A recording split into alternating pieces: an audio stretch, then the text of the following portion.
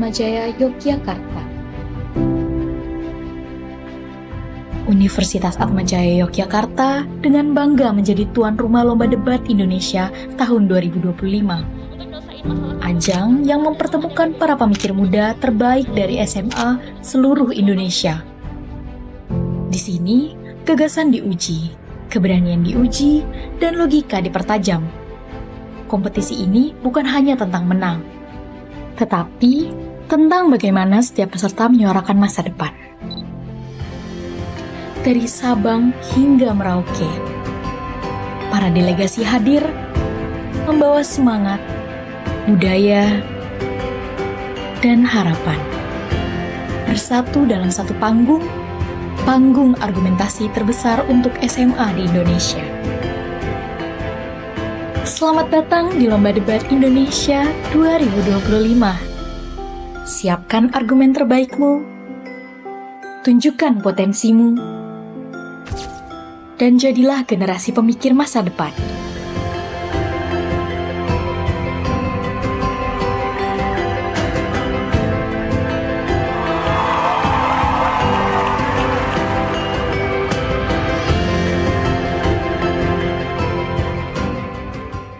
Ini Cika, dia telah lulus SMA, tapi bingung mau kuliah di mana. Jangan bingung, mari bergabung bersama kami di Universitas Atmajaya Yogyakarta. UAJY memiliki 7 fakultas dan 14 program studi yang dapat jadi pilihan loh. Jangan khawatir, UAJY menyediakan miliaran beasiswa yang bisa kamu dapatkan. Tentunya, terdapat program seleksi yang masih dibuka. Informasi lebih lanjut dapat mengunjungi situs pmb.uajy.ac.id. So, tunggu apa lagi? Bakal nyesel loh kalau nggak daftar sekarang. Welcome to Yogyakarta, the city of students. The city where a significant number of public and private schools and universities are located. Universitas Atmajaya Yogyakarta, a private university established on September 27, 1965 by Yayasan Selamat Riyadi Yogyakarta. Dalam bahasa Sanskerta, Atma berarti jiwa dan Jaya berarti unggul. Sehingga Atmajaya berarti jiwa yang unggul. Universitas Atmajaya Yogyakarta juga memiliki semboyan dalam bahasa Latin Serviens in Lumine Veritatis yang artinya melayani dalam cahaya kebenaran. The four core values upheld by UAJY are excellence, inclusivity, humanism, and integrity. Excellence implies equality or being better than others. Inclusivity means encompassing all social groups. Humanism, the definition, means to serve the common interest of fellow humans. Integrity means adherence to the moral and ethical principles, honesty, reliability, consistency in words and acts, and a sense of responsibility. UAJY supports diverse values, cultures, religions, races, ethnicities, and languages as a university with students from all across Indonesia. UAJY's diversity is an asset for further collaboration and synergy in preparing for a better future.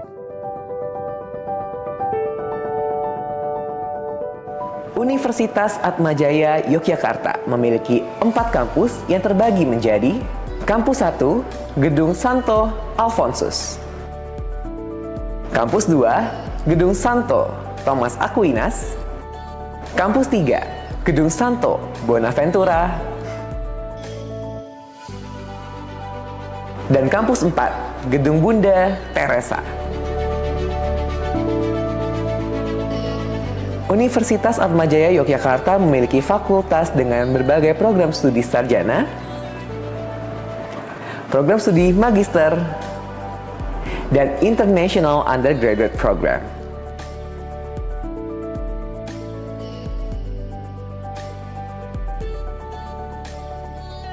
Universitas Atmajaya Yogyakarta is a second home for every individual to develop and share information. And a university with a high-quality education to attain unlimited aspirations and accomplishments. To achieve the goals, UAJY provides classrooms with hybrid learning system, laboratories in each faculty as a room to explore, co-working space as a discussion room, medical personnel who are always available in the university clinic room, and a library that provide books, e-books, and digital libraries to open a wide window onto the world in various ways. UAJY selalu konsisten memberikan pelayanan yang didasari rasa solidaritas kepada sesama. Selama saya bekerja di UAJY, saya merasakan kekeluargaan yang sangat kuat menjadi dasar bagi seluruh sivitas akademika. UAJY endeavors to develop graduates who are ethical, creative, innovative, adaptive, transformational, collaborative, and benevolent. All these are aimed to help students achieve their future dreams. Mendidik itu mengajarkan ilmu pengetahuan dan berbela rasa serta berkontribusi pada kesejahteraan masyarakat. Hal tersebut menjadi landasan fundamental bagi Universitas Atmajaya Yogyakarta untuk mencetak generasi muda yang unggul di bidangnya dan memiliki integritas moral yang tinggi. Saya bangga menjadi bagian dari Universitas Atmajaya Yogyakarta. Viva UAJY, kami bangga ada di sini.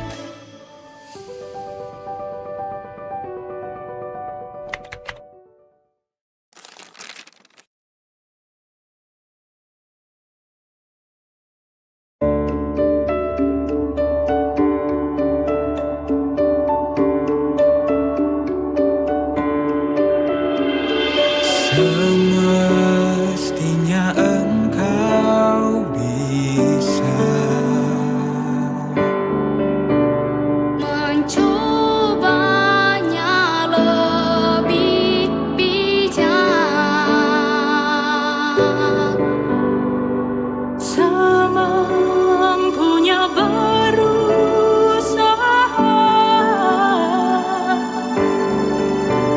berjuang jujur, berkarya,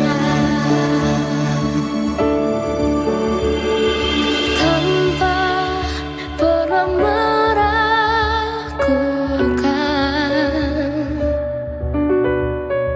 kemampuan pada kita.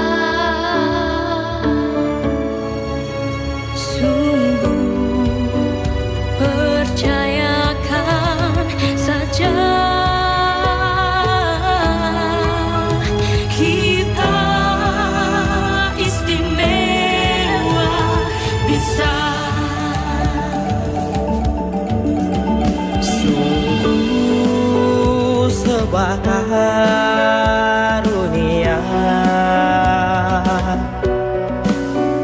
Kita saling jaga rasa, Generasi anak bangsa,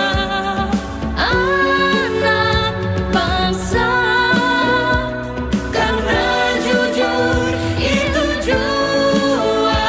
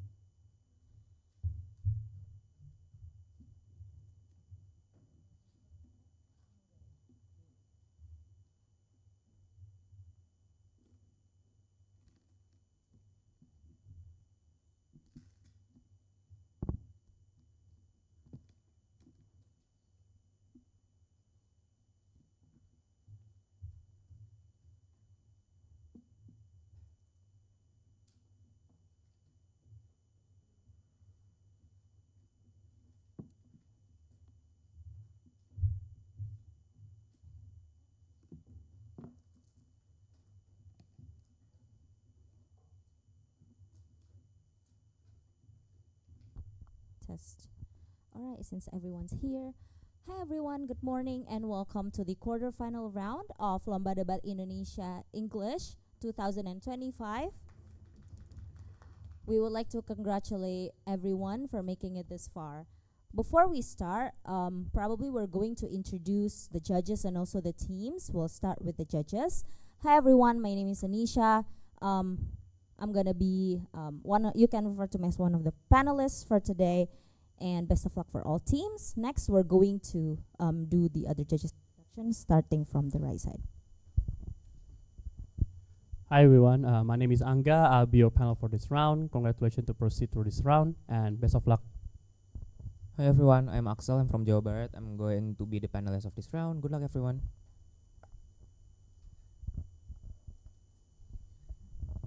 Okay, hi, I'm Marvel from Sulawesi Selatan.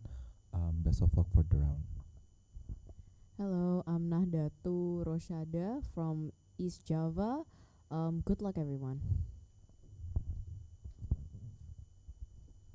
Thank you so much for all judges. Now, we're going to introduce the team. So in proposition, we have Kepulauan Riau, and in opposition, we have DKI Jakarta. Before we start, a couple of reminders for everyone. One is, since this room is live streamed and we have not only teams, we also have observers in the room. So we would like to remind everyone to make sure that you maintain decorum and also make sure that you're not distracting the speaker in any type and form. If you like leaving the room, probably do it like in between speeches and stuff. Second of all is specifically for teams. Since this is live stream, you want to make sure that you are following through the equity guidelines, refrain yourself from extreme and probably negative name dropping specifically. So you want to make sure also you follow through that. Yeah. And lastly, just a reminder for engagement, and also if you have any issues with your timer, we're probably going to help as well. Yeah, probably that's everything on the reminder. Since I believe that we're all good to go, we're just going to start the round by inviting the first speaker from proposition. Here.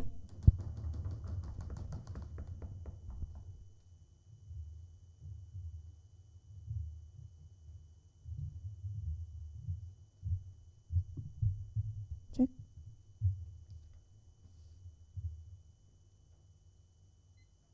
Democracy at its core should always prioritize fairness. That includes giving these people a chance to actually have a shot in running in presidency at the very first place. Very proud to be standing on proposition. Couple things I'm going to note in my speech. Firstly, I'm going to give you my setup. Secondly, I'm going to give you two substantive. Firstly, on the principle of fairness, and then secondly, to just give you a more like stigmatization and a more like harm on their side, right? And then later, my second Joanna will explain to you and extend more regarding the public reaction. So then, passes you right into my setup. Firstly, what does the ethnic diverse states actually look like, right? We tell you that it looks like countries like Indonesia, Philippines, US, and etc. All of which there's these type of countries that are like rich in diversity and are very, very differentiated through race, religion, and etc. So then secondly, what does our mechanism actually look like? We just want to tell you that the duration of the rotation will follow the status quo, i.e. there's going to be a 5-year rotation in which every 5 years a certain ethnic group will be selected by other legislative forces, i.e. for example in Indonesia we still have things like MPR,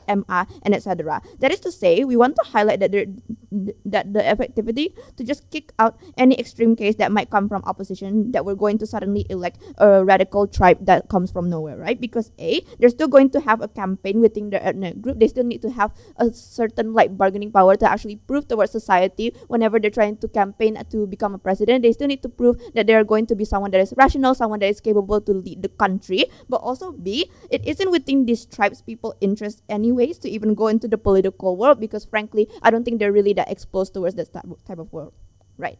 So then thirdly, what is our BOP? We posit to you too, that is A, we need to prove that it is only fair and within the essence of democracy within this debate, and we also need to B, mitigate any of opposition's harm regarding our worst case scenario. So then, First argument then on why this is only fair within the essence of democracy. Let's just conceptualize here what democracy is it is at its very core for the people, from the people to the people, right?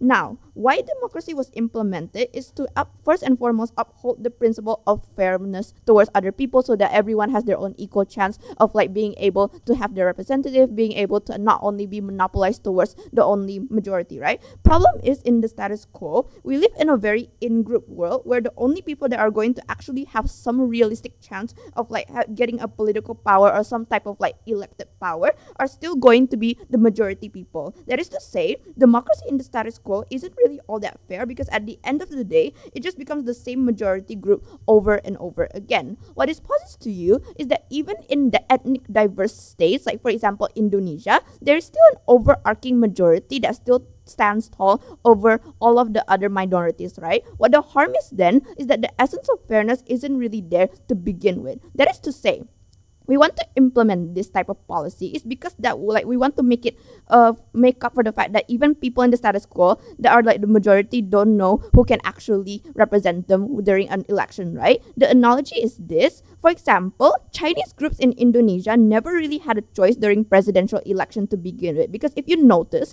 most of the people who runs for presidency are still people from the capital, people from Jawa, and etc., right? Why we make this analogy then is that sure, there's still going to be like some type of rotation. People are going to like experience the same thing, that they feel like they don't have any candidate that can actually represent them. But I think then at the very least, there's going to be a cycle, and at the very least, at some time in the future, there's going to have their turn so that their ethnic group can actually be represented sometime in the future, right? Regarding that, if we do not have this type of mechanism under their side, then what happens is within the status quo, when all of the presidential elections is still going to be the same type of race over and over then. Why having an ethnic representation is important then is because that even if these types of people still wants to vouch that, oh, I'm going to care about this type of ethnic groups, I'm still going to like try to help them and etc. I feel like even in this type of groups, sometimes these type of politicians don't actually like own up towards what they say. That is what we say in like this type of presidential things. And sometimes these types of promises that they make towards the society can be something that's viewed as tokenistic.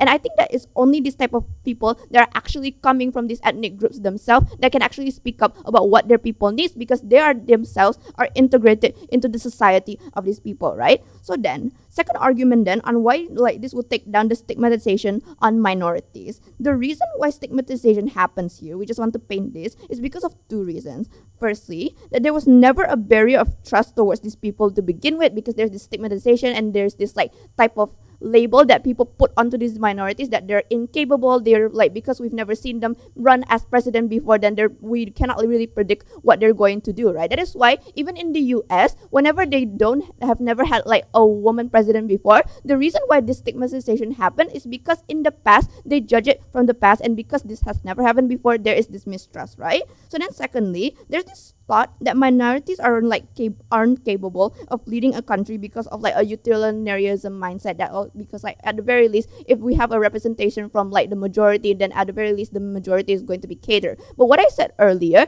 is regarding that why ethnic minorities having a representation is so important is because even if we look at the status quo, the amount of like promises that these people and political power actually try to like make in order to try to improve the situation in these ethnic diverse countries isn't enough, which is why we try to posit to you the urgency that these people who are actually going to try to like represent their ethnic group is to like be uplifted to actually have some type of bargaining power, right? Here's the thing then, even at their worst, I feel like check and balance still exists, both from the society and also from the state parliament and etc., right? So then even if these type of ethnic groups are like somehow like more unexperienced or like somehow like very untrusted by the people, I feel like then they can still have type of backing from things like MPR, MA and etc., and that is enough. Also, there's going to be some pressure from society because either way, there are still a president that was elected by the country itself, right? That is to say, they have the responsibility to be able to uplift whatever they try to like campaign to you, and they still have the pressure from society itself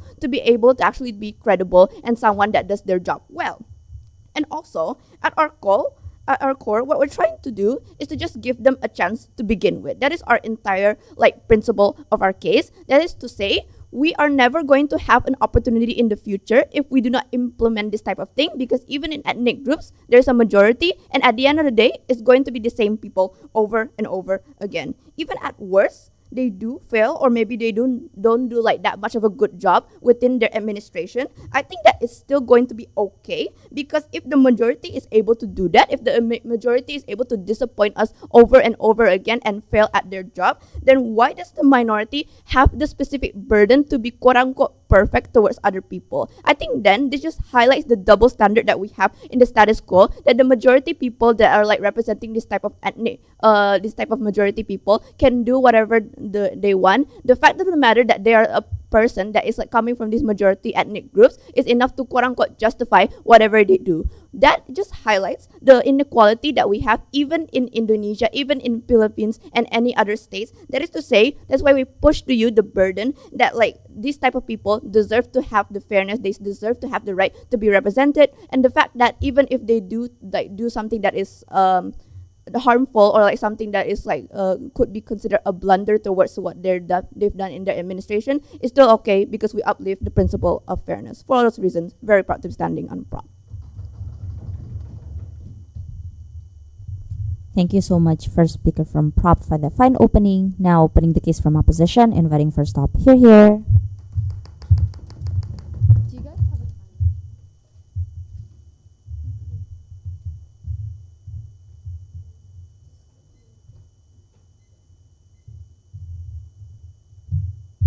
Test, okay. Starting my speech in 3, 2, 1.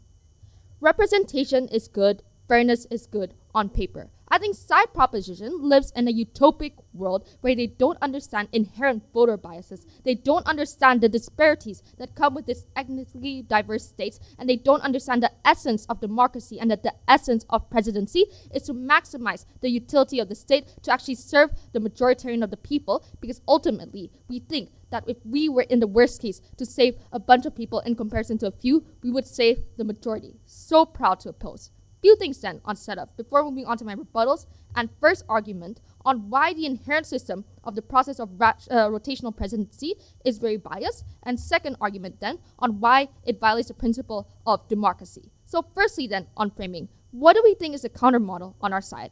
We think that we would like to stick to the status quo, where currently the presidency system is being elected out of all the states, where it is a free-for-all competition. It depends on your skill, it depends on the resources you have, and it depends on the political influence you have. We think that on our side, we actually create more tangible benefits, because these are the skills that are going to be used in your presidency, not because of your race, not because of your ethnic diversity. Ultimately, the well-being of the state lies onto your capability. But secondly, let's really characterize the ethnically diverse states that side proposition tries to mention. I don't think it's just as simple as being Indonesia, being Philippines, and being China.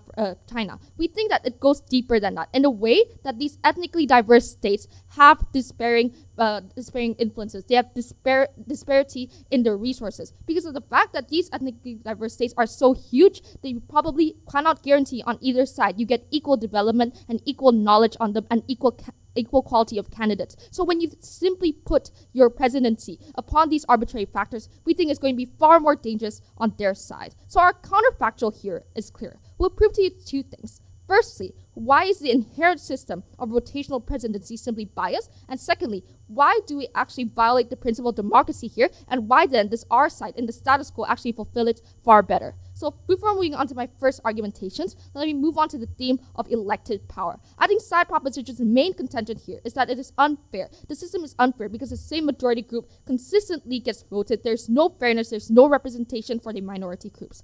Two responses under here. Firstly, we think that the existing pathways are already representation enough. For example, you get the voter base, you get elections. We think that these are all ways for minority groups to actually express their grievances. And note that because these are ethnically diverse states, it is impossible for the majoritarian culture to simply survive of their own opinion. Therefore, we think that on our side, there has to be a concession, a sense of servitude towards the minority states in order to secure their voting. That is to say, on our side, it's also likely that these people would cater to the minority policies, would cater to their well-being, because at the end of the day, one vote makes a difference in their presidency. But secondly, even if we take their trade-off that maybe we get less representation, maybe we get greater consolidation of power to a certain culture, we think that that is all right. Why is this? Because the likelihood that the majoritarian culture has greater influences, has greater political resources, we think it's far better for the long-term stability of the country. You cannot let your entire country's fate run on the fact that you want representation. You need to think feasibly and you need to think long-term, whether they'll be able to, for example, be able to talk to the diplomatic officials, whether they are able to have resources to sort of call in and sort of calm down political tensions. We think that our reality is the one that serves us best. But secondly, on the importance of ethnic minorities, they try to say that it is not enough, that the problems of the minorities must be solved and therefore they must be given a chance. Firstly, no, we think that in the current system and the current status quo, on their side, they will still get equally amounts of backlash, they'll still get equal amounts of unacceptance for these minority groups. Why is this? Because the current culture, the current discrimination about the minority groups essentially comes from the voter base. If you simply limit it to the ethnic groups, we think that the likelihood of them actually stigmatizing them is far higher. Why is this? Because we inherently have biases. When you have to vote for someone out of necessity without actually wanting to, in the end of the day, when these sort of presidents sort of fail and make a mistake, you're going to be likely to sort of stereotype them. You're going to be likely to hate them far more because you feel like as a voter you had no chance in this. So at anything, we think on their side, the harms are far worse in this case. So first argument then on the characterization of the process of rotational presidency and why this is inherently biased. The thesis of this argument is simple. Let me really break down the parameters of a good presidency that should occur in this debate. Firstly, a good presidency should maximize a good outcome. That is to say, it must have a net benefit to the state because this is something that thousands and millions of people are relying on, not just a certain group. Secondly, you're able to treat the state equally in the sense that it should be secular, it should be equal as much as it can be. So let us contextualize what the process of rotational presidency looks like. Firstly, we think that there's inherent sense of arbitrariness. That is to say, you limit the pool. It's far harder to find good quality because you make it only to a certain group. We think that even in the basics of it, when you find the fact that you simply can only find 3 good candidates in the entire country, for example, it's going to be far harder if you limit to a certain province. Secondly, there's a greater bias. Most ethnic groups have their own specific cultures, religions. That is something that side proposition must contend to. And this is something that they grew up, and so they're therefore inherently inclined to cater to the communities around them. But when you sort of remove the pressure to actually cater to the majoritarian because limit competition, it's going to be easier for them to sort of buy in to this sort of culture that they grew up with. Thirdly, we also think that there's a sense of disparity. Regions are ethnically diverse, therefore it is inevitable that there will be some sort of disparity within the resources. We think that it's equally asymmetric on both sides. Why then does the rotational presidency violate this sort of democratic principle? Second argument. Firstly, you risk greater personal politics. The leverage that the current system holds in preventing bias is the fact that all people can compete and that you can opt neutrally. But when you reduce this sphere, you opt for greater representation as a candidate. Therefore, while on side proposition you think that this might be good, this simply disproportionately affects one side of the country, one sector of it. And this is extremely bad in presidency because ultimately you should practice the entire state. This is not just about one person, and therefore you fail on the equality measure that we already set to you as a parameter. But secondly, you also remove choice, right? When you limit the pool, it is far harder to choose a good candidate.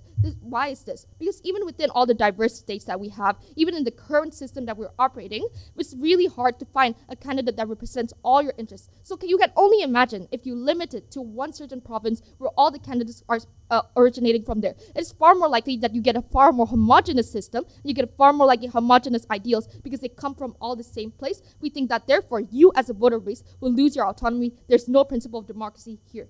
Thirdly then, I think you also have a greater likelihood of increasing discrimination on their side. Because of the fact that voters have discrimination, they feel inherently obliged, they want to choose their own thing, but then you simply block that off on side proposition. You also block off the instances where presidents want to run again for the next term because they're legitimately good at this. You create a one-size-fits-all that simply creates far more harms. So it's clear that on their side, they give you 2 things. A, they actually create greater discrimination around the stigmatization of voter base, and B, they lose out on the democracy and the quality of presidency at the expense of representation. Comparatively, why does our side uphold this sort of greater principle of democracy?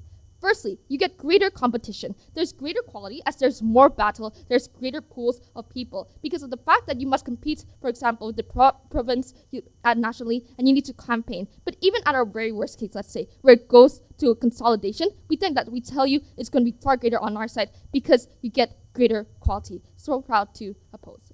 Yeah.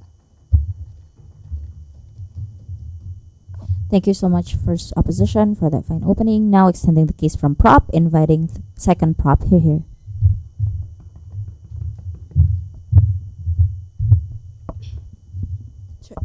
Starting in 3, 2, 1.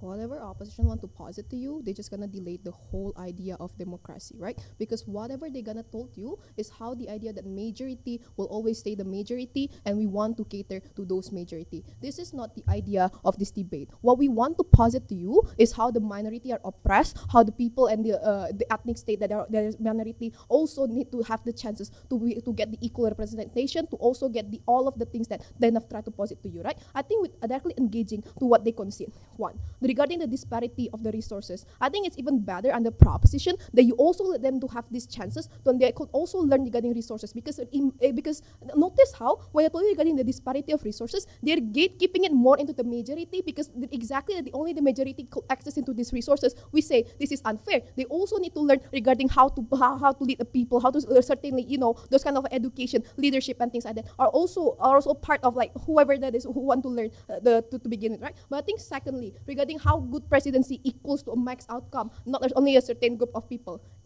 Notice, Judge, this is very uncharitable, because minority leading does not equals to bias directly, that they also have, because they also have the pressure to cater to the majority of people. If they want to be a good leader, if they want to be a benevolent leader, they, at the end of the day, they'll still need to cater to the majority, they need to cater to the minority, they will try to cater to everyone. This is what a good leadership look like, right? But I think at the end of the day, even the most benevolent leader could not access to everyone, could not actually fulfill everyone's dreams to begin with. That is to say, even if you give the majority the power to lead, if you give the majority to, this kind of like majority to have those kind of like leadership or whatever position that is, they will still have a bias, of course, right? I think regarding bias, it exists both ways. But I think secondly, even if bias exists, I think it's the moral obligation is justified, because they used to be oppressed, they used to be minority. So what is the problem if they want to uplift their own minority, certain community of group, right? I don't think this cause any much harm, right? But I think notice that without this rotation, no matter if minority are able to get into the election, they will have the less engagement, there will be the less people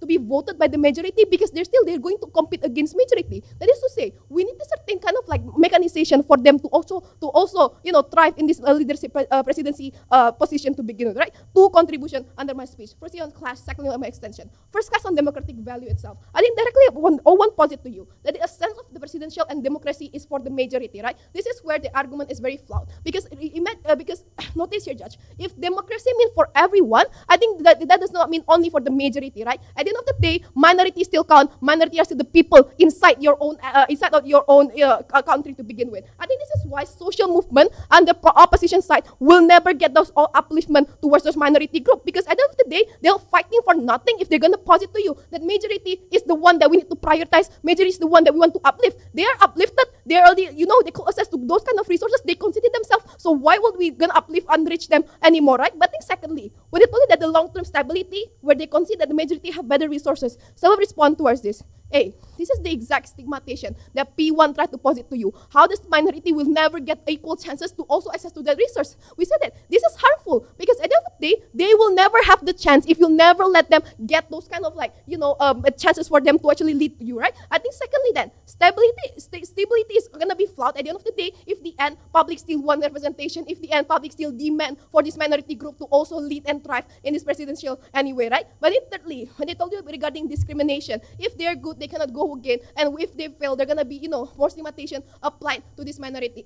Let's cater firstly regarding if they are good, they cannot go again, right? I think firstly, it is far more better, because you have a more balanced power dynamic. You don't let them to, this less abuse of power gonna happen under our side, because you let everyone have the equal chances to actually lead a certain group, to actually lead the majority, to actually lead the minority, and whoever they want to lead, right? I think it's the idea of chances, that you give to this, minority group of people, people that they can also lead, they can also be a leadership value, right? But I think secondly, regarding how stigmatization are going to put very words under our side, right? I think no, because the idea of acceptance that finally that you know that you're led by a certain group of minority people, you finally accept that the idea of minority people that they can also lead, not only the majority people that can actually lead you as a person, as a country to begin with. How should I weigh this then? I think on the idea to directly to what is democracy itself, right? I think if they want to concede to you that democracy only works for a certain group of people, that is the majority, they're flawed. The idea of democracy are not the ideal way of democracy, right? At the end of the day, democracy should go toward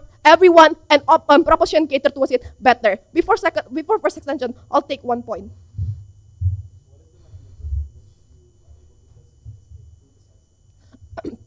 I think regarding this, then I've already posit to you that we still have legislative progress in MPR, DPR, who gonna elect this kind of like ethnic state group to begin with. This is not a question for us to actually question our case, right? I think it's first extension on public reaction directly, right? The premise is very simple. When all of this time people advocate for fairness and equality, secondly on representation, right? Basically, it is not enough. It is flawed because they never advance it to really sort of level of leadership. Notice that this is harmful because either way, they'll still see lowly by people around them, right? But notice here, even if the majority are going to be mad, even if the majority are going to cause a scene because how they do not want to be led by the certain group of minority, notice they're gonna to apply for a presidential role, you need background. It's not like submitting a CV that, hey, I'm good at leadership. I went to several camps and I want to be a president. No, it is not like that, right? I think background is possible because we're getting more progressive. That is to say that we can also still get them in the position, a low position in politics for them. That is to say, when we already have the low position of politics for them, they can also apply for the leadership because they have a background of being in the politics in the very first place, right? But I think secondly, when they're going for an election, president election, they are gonna be rational. They're not gonna be the one that you're not gonna, are not capable to lead people and things like that. I think people are also gonna be rational into picking who do they want to elect in the first place, right? But I think even if at the impulsivity that they're going to be, because they're a certain minority and no one want to go to elect and they still elect themselves and things like that, at the end of the day, we don't have the burden to actually prove to you what is the presidential, we're gonna be good at the end of the day, right? But I think the realistic example that you could take is that when people are cheering for Zoran Mamdani win for them becoming a mayor in New York, right? I think people also hope for him to also run for the presidential in the US because he is a minority and people think that he is also good at the end of the day, right? But then secondly, the closest example that you could take is in Indo. There's an open discussion, there are open discourses regarding how at the end of the day, what is the majority that are going to lead in the presidential? Why is the only election for those kind of presidency are only coming from the Javanese people, only coming from the Muslim people and things like that? This is what people always question, and this is what make minority don't have the motivation to also actually uplift themselves, to actually enrich and encourage themselves to also fight for this kind of leadership position, right? This is what we say. We posit to you positive things here. You get an equal chance, you get equal fairness and representation and a proposition for those minority group of people. But secondly, you also don't let those kind of propaganda into the majority having all gatekeeping all of the resources only for themselves to only enrich and uplift themselves. But then thirdly, it serves as a motivation for this kind of minority group to also get and uplift themselves to also have the better chance. So if they want to come and say that resources are not good for this, are not enough for these minority people and they won't be able to serve as good as the majority people, we say, yeah, let them have the chance if you want them to prove themselves, right? How shall we weigh this extension is very simple. Directly on the idea, the principle of chances, right? I think when you give someone a chance to prove themselves that they can do it, this is very important because we live in an ethnic diverse state that the idea of chances need to be uplifted. The idea of chances should not only be given to the majority, which is why propose. Thank you, second prop, for that fine speech. Before we move on with the round, just a reminder, if you offer POI, do not forget to mention that by using the mic, so everyone can hear it to the POI. All right, now extending the case from opposition, inviting second op. Here.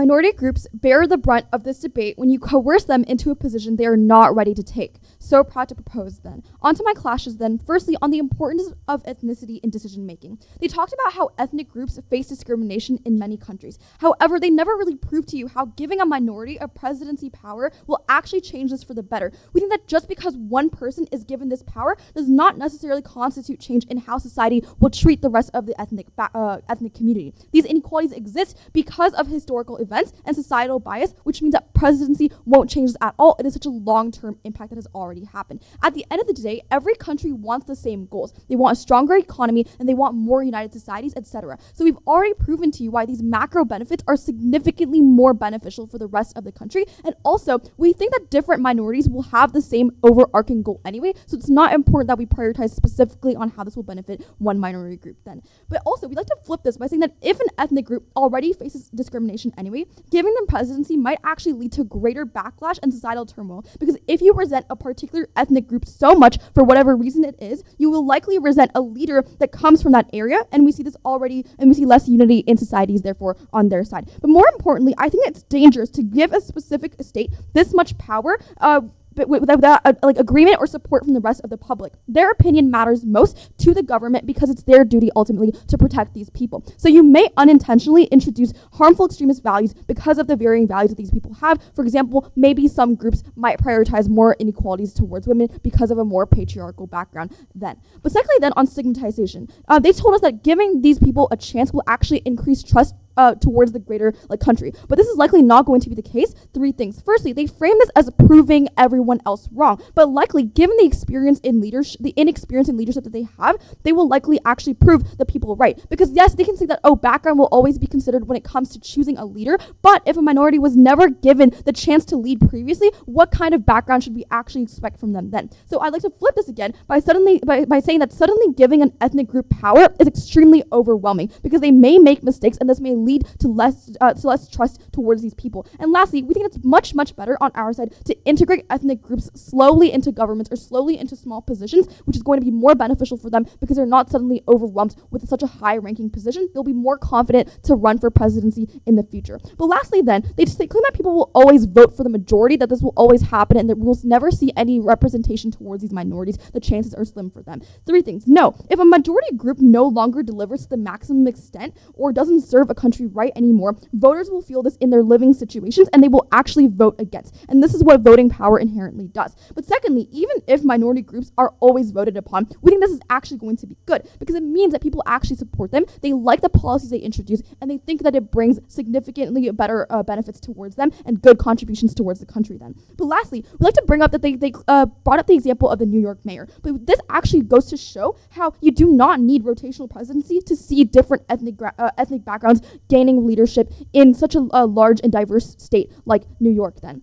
On to my extension then on how our side better advantages minority groups, the vulnerable actors that we claim in this debate. What is the problem on proposition side? Proposition assumes that all regions have the same capacity when it comes to development and experience. They inherently believe that giving regions presidency power will mean that they have the adequate resources and the full autonomy to impose what they want for the country. But this is a flawed misconception. What do I mean by this? Three things. Firstly, when you entertain different ethnic states, you must accept that the quality of presidency will vary depending on things like values, on experiences, and on funding. This instills pressure towards states that do have large ambitions, but due to their lack of experience and low income, they need to prioritize their own development first before they can focus on the rest of the country. And this is harmful because you put unnecessary burden on states that aren't really ready yet to take on such a massive role. But secondly, you therefore get less efficiency and development on their side because just because of the self-prioritization of one particular state, but also because they're already struggling to see any meaningful means of development anyway. But also, the idea that these ethnic states can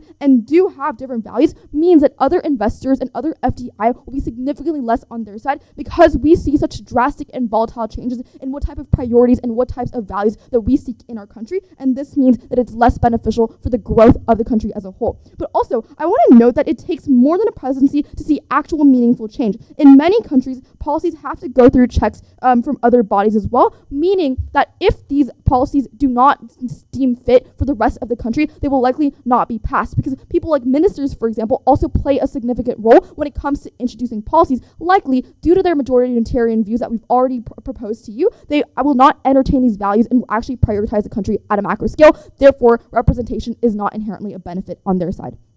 Comparatively, when we give the freedom of candidacy, we give the right for willing participants who may be more able to compete for presidency in the future, meaning that we reduce the burden of minority groups to take on a role that they are not ready to take on yet, and instead present it to a candidate that is actually willing and able to do so, that comes from a place of background and has like the ability to prioritize the country, and that therefore we get more meaningful change at a larger scale then. But why is this so important to a country then? We think that countrywide developments are a prerequisite to actually seeing any meaningful changes in these lesser known or underprivileged areas. Because yes, proposition can say that it is super important to prioritize their values and to prioritize their development. We agree by saying that this macro development is actually what is necessary to ensure that we see meaningful growth anyway. We cannot risk the harm of having one person deal with their own issues first and risk the entire devastation of the country. So this is important because these presidents are ultimately responsible for the growth of a country at a large scale. This is why they're presidents and not just mayors or not just governors in their area. And that's why we think that even if there's going to be disproportionate growth in areas like urban areas like Jakarta compared to other rural areas, we think this is okay because Jakarta likely plays a massive role in things like trading and things like investments. They have CBDs, so likely they will need to have more growth anyway, but we do think that there's going to be trickle-down effects therefore. So when we weigh this, I think seeing some growth in minority groups from a ripple effect in the economy, likely from like profits in agriculture, is far safer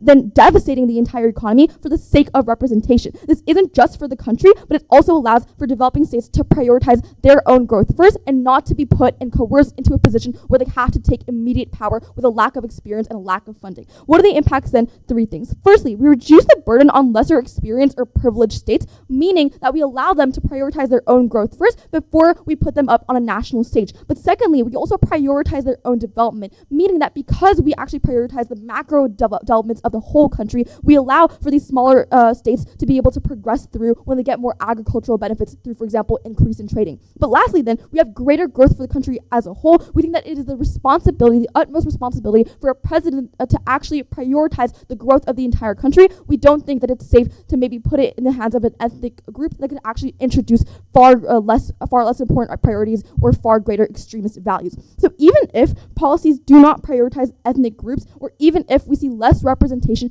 even if maybe there's a mistrust in some of these people, we say three things. We've won because we show you how macro development is substantially more important in our status quo when it comes to securing the development of these areas. Secondly, we've shown you how their side inherently harms developing states because we've shown you the importance of having equality and the importance of seeing these smaller states grow before we give them such a large scale position. And lastly, we've proven that representation is not guaranteed on their side because presidency or passing policies is more complex than they deem. For all those reasons, I'm so proud to oppose. Thank you.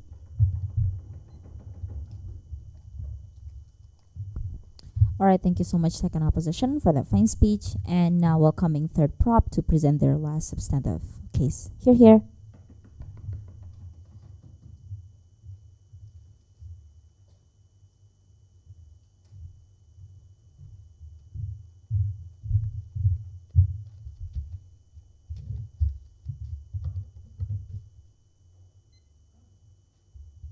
Judge, several points that they have misunderstood the debate. First of all, I think that I've already posited to you. The reason why extreme or radical belief will not happen is because simply these minorities still have to cater towards the majorities. They still have to, at some point cater towards the views of these liberal majorities, right? Because at the end of the day, they still require their vote. No one wants to vote for this extreme belief. But then second of all, even if that is the story that you do not want to buy, simply put, we still believe that this is an inexclusive harm, right? We still posit to you that presidents like, for example, Trump, or even the new prime minister in Japan, for example, they still have this quote-unquote extreme belief that they want to push out for more, to actually cater more towards something that's more conservative. We say that this is an exclusive harm. If they want to engage, or if they want to posit this harm to us, we say that they still need to provide an alternative why this won't happen under their side. So So things they need to prove under this debate. First of all, they need to prove why when majority exists, would then the minorities be chosen? And even if the minorities are chosen under their side, we must say why would this cycle continue in the long run? Why would not the majorities would then be picked again, even if the minorities are picked in this one term? But then, 3 clashes under my speech. First clash regarding how would this be fair for both sides? But then second of all, how would this impact the governance system to directly challenge the idea of inefficiency? But then last of all, how would this impact the minorities? So directly on my first class then, regarding fairness, what did we tell you under today's debate? We tell you that it's going to be unfair, simply because in most election, the majorities that are going to be the one that will be most early being picked, right? Even if minority exists, even if the minorities who are going to be running for presidency, their own group, their own minorities would not pick for them, simply because of the propaganda, simply because they have already been pressured to choose these majorities. That is what then I've tried to posit to you, right? And here we tell you, sure, at our side, at worst under proposition, yes, minorities, maybe they would indeed only focus on their own region. But we say that there's a couple points that we have to admit and they have to concede. First of all, we say that this is an exclusive harm, like how Joanna posed to you, right? We say that here, when under their side, they still want, for example, Javanese people will only cater towards Jakarta, etc. They rarely cater towards regions, like for example, in Papua. But then second of all, we say that this harm is going to be lesser under our side. Why is that? Simply because when this rotational exists under our side, under the worst case scenario, we say that when it is other regions' term, for example, it's going to be Kalimantan's term, we say that then they can actually have the options to actually cater towards their own region. And then when this cycle continues, so for example, to other regions, like for example, to Papua, and then to Sulawesi, etc., so on and so forth, we say that at the long term, all the states would then be catered towards to, because then they can have the opportunity to actually help their own stage. Then we believe that the harm can be mitigated by this state. But then comparatively, under our side, we tell you that this opportunity would not exist at all, because when majorities are the one that's going to be most likely being picked, even in the long term, even if minorities keep trying to run for presidency, when the fact that when they cannot even have the opportunity to become a president in the first place, the majorities are the one that is going to be running for president and going to be the one that keeps being elected. Then most of the time, the regions are going to be more and more developed. It's going to be the majorities of region, like for example in Jakarta. So we here posit to you, even in long term, we say unequal development will still exist. For example, Papua and other regions would not be developed at all. But before I move on to my second class, I'll take that point. If you give a person from an ethnic group presidency and this is a must on your side, how do you deny the values or the priorities that they will bring in their presidency? Right. I'll talk about that in my second class regarding how will this impact the government system to directly engage on the idea of this type of values, etc. Here, let us directly, first of all, challenge the idea regarding capacity. We tell you 2 things. A, funding cannot work on this debate at all. Why? Simply put, when you run for presidency, when you become president, you still have to use the money that is given you by the central government, right? That is what will happen when you become a president. That works in the status quo. But the second of all, we also tell you, even if they have, for example, other belief, or even they have other cultural values, we say that minorities have the incentive to actually cater towards the majority, like we've posited to you, right? Sure, even if they want to promote their own cultural value, even if they want to, promote their own quote-unquote belief, we say that they also have to at some point integrate other ethnic belief or other majorities belief. It's not like they will obviously abandon economic progress or they will abandon liberalism, etc. They still have to posit to do. Otherwise, they can still be impeached, they can still get backlash, etc. Right? But then, third of all, we said that when O2 tried to posit to you that they want to have the integration slowly, we posit to you that the link of analysis here is still missing, because 3 points that A, we already proved to you why minorities will not be able to get into this high leadership position. But then second of all, even if the example of New York mayor still exists, right, under the side, we say that this is still only one small scale, one small scenario that happens on a much larger amount of scenarios, right? This posits to you that it's going to be very rare.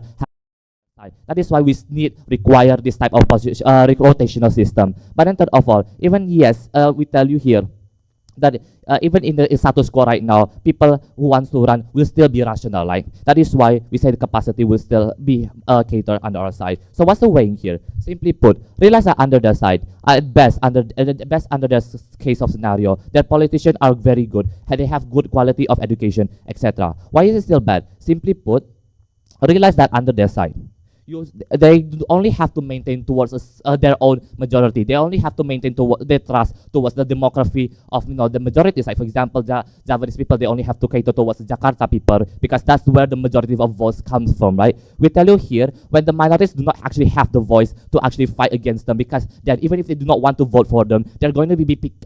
They're going to be picked anyway, right? Because these are the one that the majorities vote for them. We said that it's going to be a cycle of loop where this type of politician, these majorities are going to be picked. We said that comparatively under our side, this type of harm doesn't exist under our side. Simply put, we said that minorities can still be a good politician under our side. That's the best case scenario that's going to be inexclusive. But what's in Delta here? Simply put, we said that when these minorities, right, when the fact that people are going to be when the fact that they're going to have more pressures towards them to actually cater towards other ethnics, especially towards the majorities. We said that then they have the capacity, they actually have the incentive to actually do good, which I'll explain later on my third class later. And sure, let's engage. Yes, at worst under our side, we tell you that minorities will perform badly because of lack of education, lack of resources, etc. 3 points. First of all, I think we already posit to you that DPR, MPR still exists, impeachment still exists. But then second of all, we said that this is still an exclusive harm. Their side can still have this type of politician. But last of all, we said that this harm can be mitigated under our side. Simply put, we already posit to you 2 things, that A, minorities still need to have a good track, good experience, etc. But the reason why they still want to, for example, to perform actually good, because they want to prove to the world, they want to prove to other ethnicity, especially towards the majorities, that their own ethnic can actually perform well, that it can actually represent the whole, for example, Indonesia, right? They want to prove to them. That is why they have the incentive to actually do good. But then, regarding my last class, regarding how this would impact the minorities, how this impact the other ethnicities. Here we posit to you that it is when this is implemented, you have to trust to them, right? No matter if you want to stigmatize them, even no matter you hate them, you still have to trust them, because at the end of the day, they are the one that runs for the presidency. But what is that this posits to you? We posit to you that yes, even if stigma exists, we say that it's going to be okay because of 2 things. That A, now there's going to be an incentive for unbiased voting, i.e. majorities will only pick who's going to be the best candidate, etc. But then second of all, we also posit to you that then here minorities or other candidates have the more incentive to actually do good. That is why I'm proud to propose.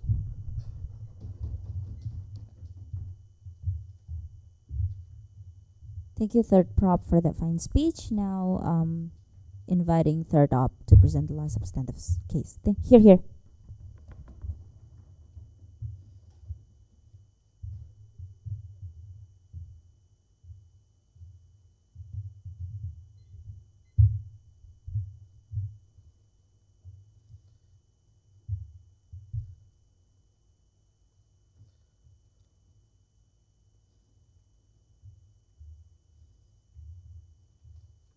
The mayor of New York is not a one example among one example that doesn't exist anywhere else. We tell you that at the point in which societies are becoming liberal every day, we tell you that there is progress and demand for people to be more accepting of minorities and people around them. A presidency is a burden that some minorities are simply not ready for. We've told you this in like multiple of our opening lines. But the reason this is important in this debate is not just because oh yeah, they're not ready, but it's the uncertainty principle that I'm going to be talking about later on. But before that, a few points of framing. Firstly, how do we win this debate? We win by firstly telling you that the principle of democracy is flawed. They do not have that under their side of the house. But secondly, under the fact that minorities being harmed and underrepresented is something that will happen more under their side of the house, but we can tell you that this is at best symmetric, which is why the delta in this debate shouldn't be representation, but who's able to give more utilitarian benefits towards not only this large-scale people, but also the minorities within that. But secondly, on their point of like representation, this is a term they throw a lot,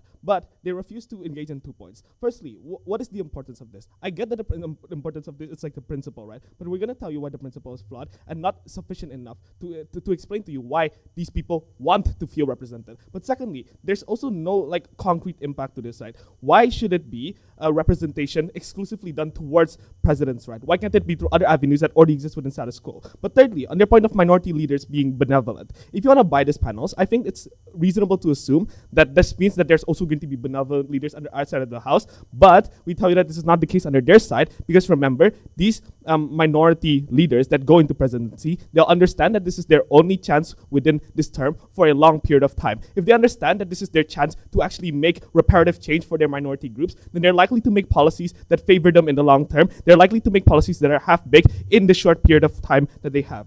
But for that, yeah, your POI.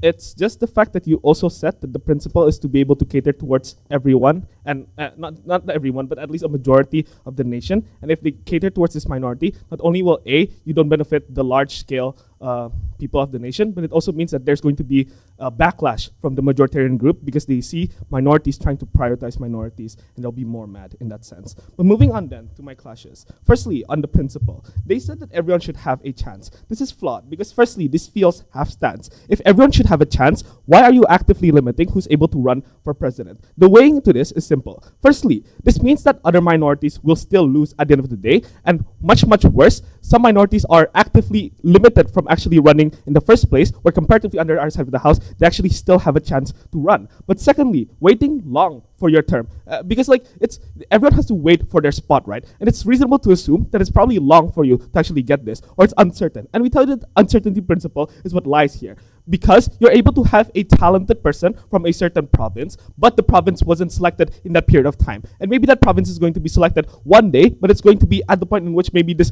leader has shifting incentives, or the leader becomes too old to run. And this is why it's extremely important for them to have a chance, regardless of whether or not you somehow are able to favor majoritarian groups under our side of the house, because it's free for all. And this responds to their case on why they won't be prepared. But thirdly, this claim also lacks importance, right? Which is why our material beats this. We think that the principle that should run is the principle of utilitarian standpoint of why governments have this responsibility. Because they have a responsibility to maximize benefit, and they have a responsibility to make sure that the economy, welfare, and equality for all runs well. Whereas under their side of the house, we already told you time and time again, where you actively limit this, because limiting the pool increases arbitrariness of how good the politician is able to be. Because even if we assume that they could be good, there's probably other alternatives that could have been better, but you actively limit this, and it's much more arbitrary whether or not you're able to get a good president. But secondly, on the point of the fact that it's a representative democracy, we understand that sometimes you won't be able to pick who's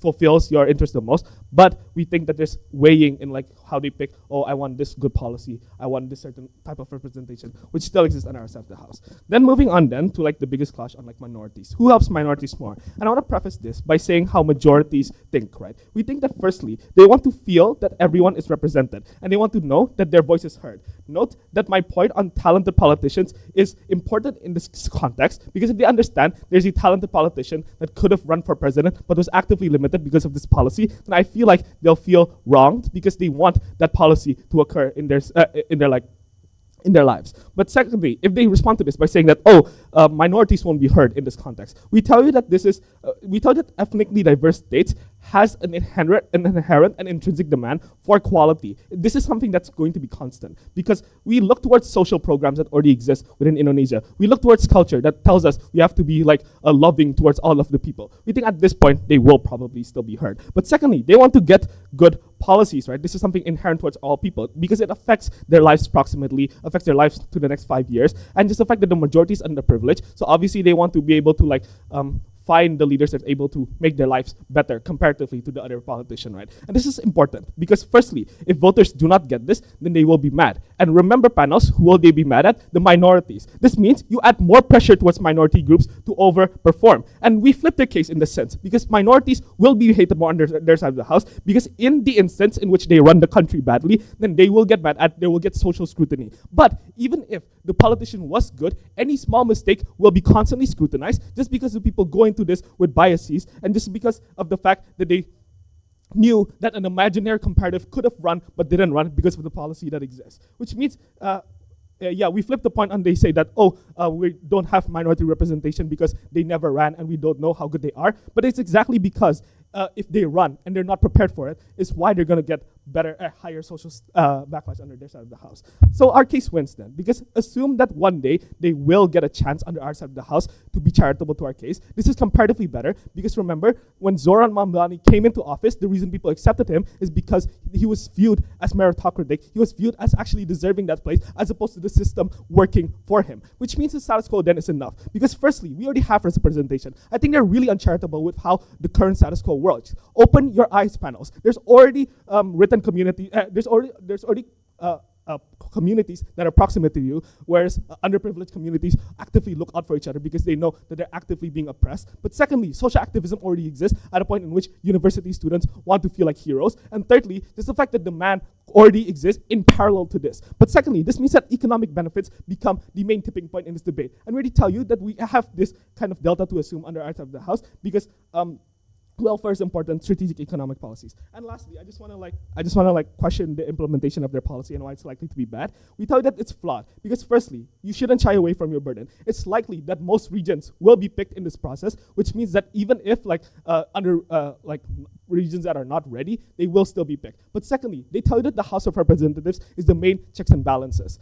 Sorry, they're not, because they're a system to corruption. They're like victims to externalities that are able to affect what happens at the end of the day. And remember, it's easy to then hide under the fact that you say, oh, this process is random, because it's hard to check and balance arbitrariness and really find whether or not that was tampered with or not. But lastly, on the point of presidents are able to abide to their respective, I want to point this out, right? Because presidents, they work under a certain party, right? Which means, at the very worst case, under their side of the house, minorities are going to act as puppets to already existing majoritarian parties. This means that they're probably going to be selected by their party at the end of the day, and most of the incentives and policies they will run will be about what the majoritarian party that they come from care about, and which is, at the end of the day, side opposition. Thank you, Third Up, for the fine speech. Now we're moving on to the reply speeches. We'll start with opposition reply. Here.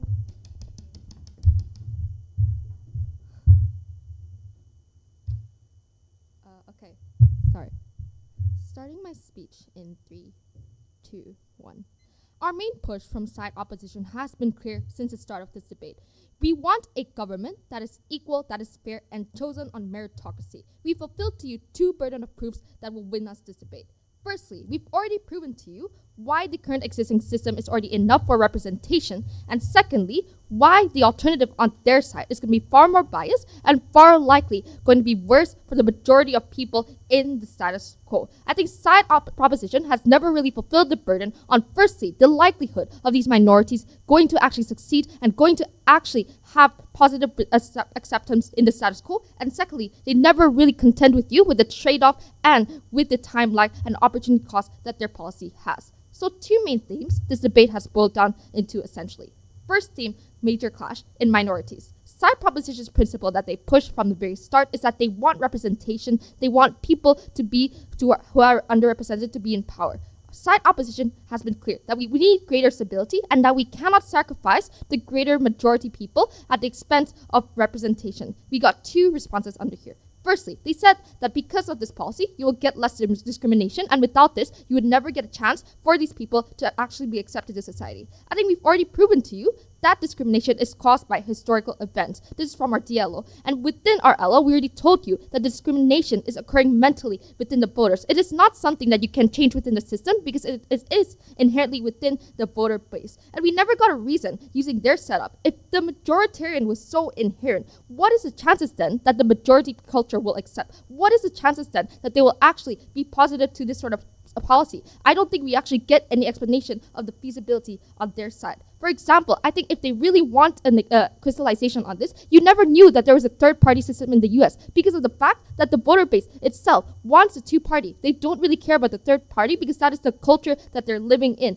Therefore, there is this sort of sense of discrimination still occurring on their side. And second point then, I think they never really engaged on the burden of the effects of these on the minorities. They never really contextualized to you how great the power gap between perhaps at the best case being a mayor of your city against being a president of an entire country. We tell you that the scrutiny and the attention and the tension and the horrible efforts that you get, and the pressure is far more harmful on the majority on the minority that you place without any sort of consent. Therefore, we think that they have never really given a sense of recognition and haven't fulfilled their burden on this. And second theme on the democracy, I think we were introduced into a clash about what true democracy is. I think side opposition have already proved to you why true democracy happens when you ensure a stable government and an equal and secular one. Side proposition only said that you need representation, or else you will get a democracy where no one is going to be fulfilled. So I think that we're at a deadlock here, even though we already engaged at our best case. So let's look at the tangible ideas here. Firstly, side proposition at their tangible benefits never explain the likelihood of the ethnic groups having equal quality, and even so, they never really contextualized or mechanized the gap in power of having minimal power and with the nations, and they never really actually told you the opportunity cost of the timeline. They only said, if we don't start now, then later it's going to be far worse. But what happens in the time gap between later? How far and what is the cost of these people's lives? What is the cost of the policies that you're sacrificing here? Secondly, even at their best case, the representation happens. We think that on our side, we already contextualize you why it's so hard to find ideal presidents, even when you're getting it from large states. And on their side, they never really contextualize, other than a one-liner about DPR, about why you get far greater or equal quality of presidential candidates on their side. So our side is clearly the tipping point. We already proved to you that, firstly, if the minorities are picked on our side, it's based on meritocratic values. And secondly, we already proved to you essentially why representation still happens. And thirdly, at the end of the day, we think we get better competition and therefore a better democratic government. So proud to oppose. Thank you, opposition reply, for the speech. Now to close the debate, inviting prop reply. Here.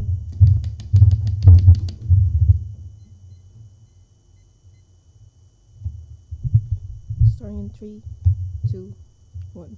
This is not a coercion. The idea of chances, if the idea of chances is equal to coercion, then I don't think people are going to ask for representation. I don't think people are going to ask for equal chances to begin with, right? I think firstly, notice that their case are very, very uncharitable to begin with. They told you that minority who does not have the interest, we told you that the minority who does not have the interest to lead, they will not go for it. The community who doesn't have the interest to lead, they will not go for it, right? We told you in P1, it's not like Suku Baduy or any tribe that is dangerous, it's more unknown, so suddenly going to be on the leading position anyway. But secondly, those minority who wants to lead will already have an existing background. I told you this in my P2 speech, right? We told you that they have the idea of them being able into entering into the small politician role means that they still have a background, they still have a rationality if they want to be elected in the next presidential to begin with. And then thirdly, then minority, when they told you that minority will never be ready, I said that this is a harm under opposition anyway, because if you never give them any kind of a certain chances or a certain a kind of opportunity that they could actually opt into presidential, then they will never be ready even until the next 10 years, even until the next 20 years to begin with, right? If this is regarding the implementation, we told you that sure, at first it might be a flawed implementation, but at least we give them a chances that in the long run later on, people know that it's time for them to actually be better in the very first place, right? But I think guess what? They never really posit to us the active harm for this rotation to exist. Firstly, if they want to told you that the mayor of the mayor of New York rotation is make this kind of rotation not needed anyway, I think no, it is a stepping stone that you need this kind of rotation for it to not only stop under the mayor of New York. They need to escalate this. They need to uplift this so that everyone who can have the same experience like Zora Mamdani to begin with. But I think secondly, the harm of bias, I still don't get why the harm of bias was very, very crucial. The harm of bias was very, very something like that is very, very big, because they only told you that it's gonna harm the principle of how we want an equal chances, how we want the equal fair, right? But I think on my P2 speech, I told you that the idea of bias is justified because there have been an oppressed community, there have been a small minority that never got the equal chance coming from the majority, that never been respected by the majority. So what is the harm if they want to uplift a little bit of their community to begin with, right? But then thirdly, on the burden of sense of fulfillment, I think we also answer to you regarding this, right? I think at the end of the day, for the minority, it is much more catered. For the minority, they're much more, at least they're much more care on our side, that they also got the equal chances. They also got all of fairness coming from the majority who also own this kind of thing to begin with, right? I think regarding resources, regarding all of this kind of implementation, all of the chances that the majority have, they can also access to it. Two biggest clash on this debate. Firstly, on the democracy itself, on the principle level, but secondly, on the implementation, on the practical level, right? I think on the principle level itself, that I think what the prop try to crystallize is that firstly, if majority is the idea of democracy, then it was never democracy to begin with. Secondly, we told you the idea of representation, that equal chances is what democracy are right to begin with, right? What did opposition challenge us with? They told you that on the idea of the what equals chances equals to limit to begin with, right? Well, I think limitation is far more worse under opposition, because at the end of the day, you'll never see a minority try to elect themselves in the presidential, because at the end of the day, they cannot have the chances. They will always be in the lowly position because they never have the chances to get into the high equal, leadership position role in the politician anyway, right? But I think secondly, the idea of leader gonna sacrifice majority people because of their community, because they want to uplift their community. Firstly, rationality exists. If people want to be a leader, if they need to have a leadership skill. We told you this from P1 until P3. We told that people will still be rational. People will still, won't sacrifice all of that greater good to begin with, because they want to be seen as a good leader. That's why they elect themselves for a presidential role to begin with, right? I think secondly, even if this gonna be worse, even if it's gonna be bad, we told you that there's not gonna be certain of like suddenly they're gonna be, suddenly gonna be so worse that to a point that people can still complain about them anyway, right? But moving fast to implementation of the practical, right? They said that talented politician will be held hostage. They cannot run for the next election. We said that talented politician does not only come from one community. They could also come from other community. They're not only be one talented politician anywhere in this world, right? Anyway, right? But I think secondly, regarding power dynamic, abuse of power, we said that it is much more better that we hinder this kind of thing under proposition, which is why propose. All right, thank you so much, Proposition Reply, for that fine speech, and that marks the end of the debate in this quarterfinal round. We would like to appreciate both teams for such a great debate, and you may leave the room and socialize.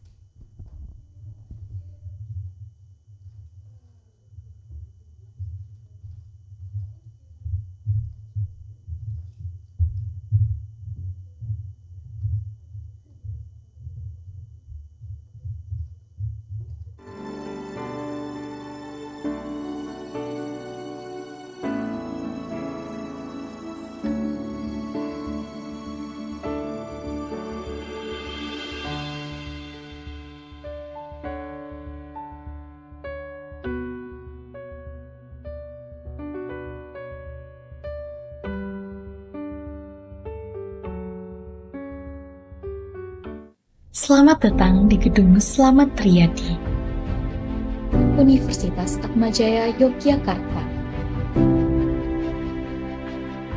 Universitas Atmajaya Yogyakarta dengan bangga menjadi tuan rumah Lomba Debat Indonesia tahun 2025. Ajang yang mempertemukan para pemikir muda terbaik dari SMA seluruh Indonesia. Di sini, gagasan diuji, keberanian diuji, dan logika dipertajam.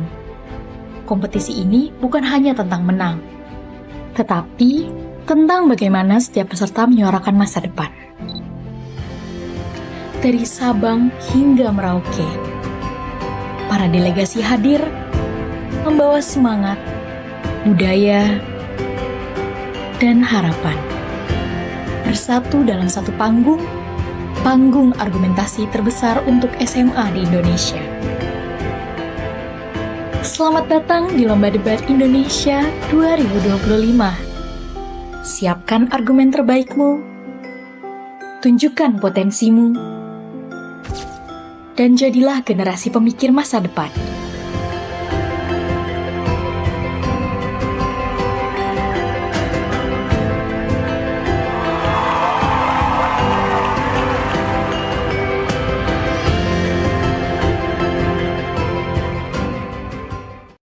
Jika dia telah lulus SMA, tapi bingung mau kuliah di mana? Jangan bingung, mari bergabung bersama kami di Universitas Atmajaya Yogyakarta. UAJY memiliki 7 fakultas dan 14 program studi yang dapat jadi pilihan loh. Jangan khawatir, UAJY menyediakan miliaran beasiswa yang bisa kamu dapatkan. Tentunya, terdapat program seleksi yang masih dibuka. Informasi lebih lanjut dapat mengunjungi situs pmb.uajy.ac.id. So, tunggu apa lagi? Bakal nyesel loh kalau nggak daftar sekarang.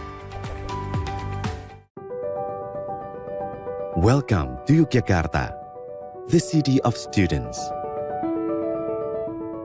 The city where a significant number of public and private schools and universities are located. Universitas Atmajaya Yogyakarta, a private university established on September 27, 1965 by Yayasan Slamet Riyadi Yogyakarta. Dalam bahasa Sanskerta, Atma berarti jiwa dan jaya berarti unggul. Sehingga Atma Jaya berarti jiwa yang unggul. Universitas Atmajaya Yogyakarta juga memiliki semboyan dalam bahasa Latin Serviens in Lumine Veritatis yang artinya melayani dalam cahaya kebenaran. The four core values upheld by UAJY are excellence, inclusivity, humanism, and integrity. Excellence implies equality or being better than others. Inclusivity means encompassing all social groups. Humanism, the definition, means to serve the common interest of fellow humans. Integrity means adherence to the moral and ethical principles, honesty, reliability, consistency in words and acts, and a sense of responsibility. UAJY supports diverse values, cultures, religions, races, ethnicities, and languages as a university with students from all across Indonesia. UAJY's diversity is an asset for further collaboration and synergy in preparing for a better future. Universitas Atmajaya Yogyakarta memiliki 4 kampus yang terbagi menjadi Kampus 1, Gedung Santo Alfonsus. Kampus 2, Gedung Santo Thomas Aquinas. Kampus 3, Gedung Santo Bonaventura. Dan Kampus 4, Gedung Bunda Teresa. Universitas Atmajaya Yogyakarta memiliki fakultas dengan berbagai program studi sarjana, program studi magister, dan international undergraduate program.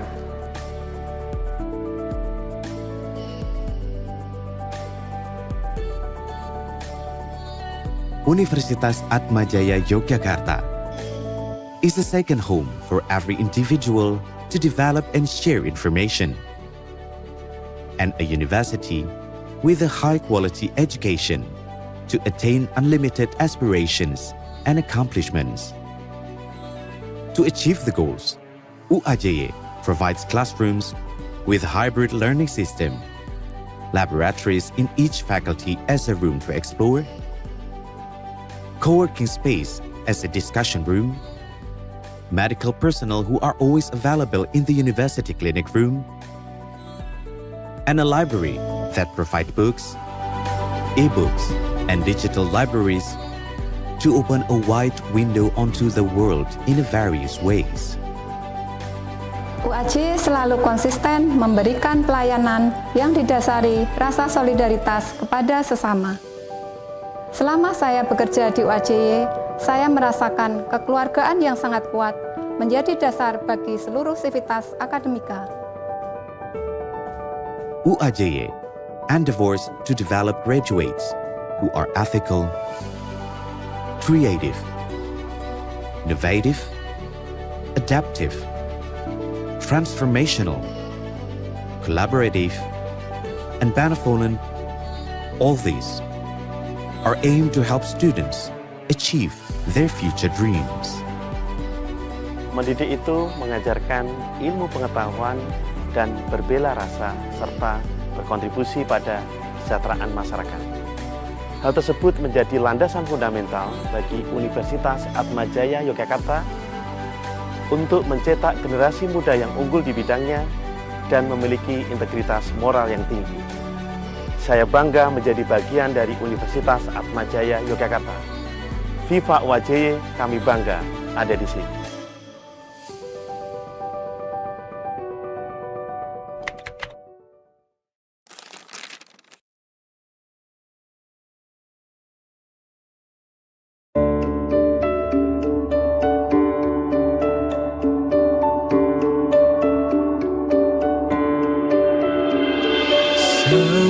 Semestinya engkau